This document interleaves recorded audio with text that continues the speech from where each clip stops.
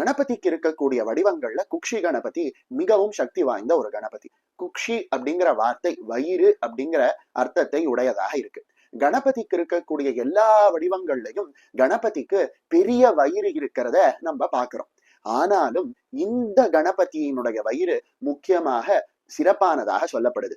ஏன் அப்படின்னா இந்த குக்ஷி கணபதியினுடைய வயிற்றுலதான் அண்ட சராச்சரங்களும் இருக்கு அப்படின்னு வேதங்களும் புராணங்களும் உபனிஷத்களும் சொல்லுது.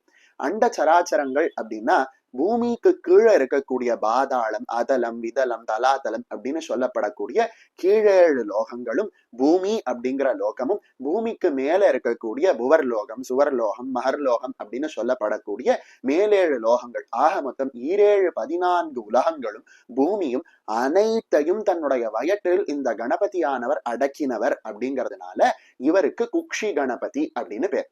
அதே போல இந்த குக்ஷி கணபதியானவர் தன்னோட வயிற்றுல ஒரு பாம்பை ஒட்டியானமாக கட்டியிருக்கார். இது எதை குறிக்குது அப்படின்னா இந்த உலகம் அனைத்தையும் தாங்கி நிற்கக்கூடிய புவி ஈர்ப்பு விசை, அதாவது ஈர்ப்பு விசையை குறிப்பது போல இந்த நாகமானது இருக்கு அப்படின்னு சொல்றாங்க.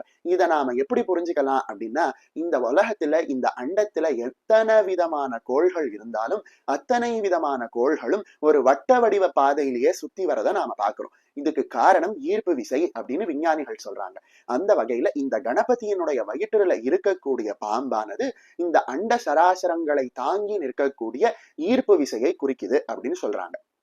இன்னும் இத போல இந்த குக்ஷி கணபதியை பற்றி உங்களுக்கு பல ரகசியங்கள் தெரியணும்னா வீடியோவை ஸ்கிப் பண்ணாம தொடர்ந்து பாருங்க. அதே போல இந்த கணபதியினுடைய வயிற்றுல இருக்கக்கூடிய பாம்பானது ஒரு மனிதனினுடைய குண்டலினி சக்தியை குறிப்பதாகவும் சொல்றாங்க.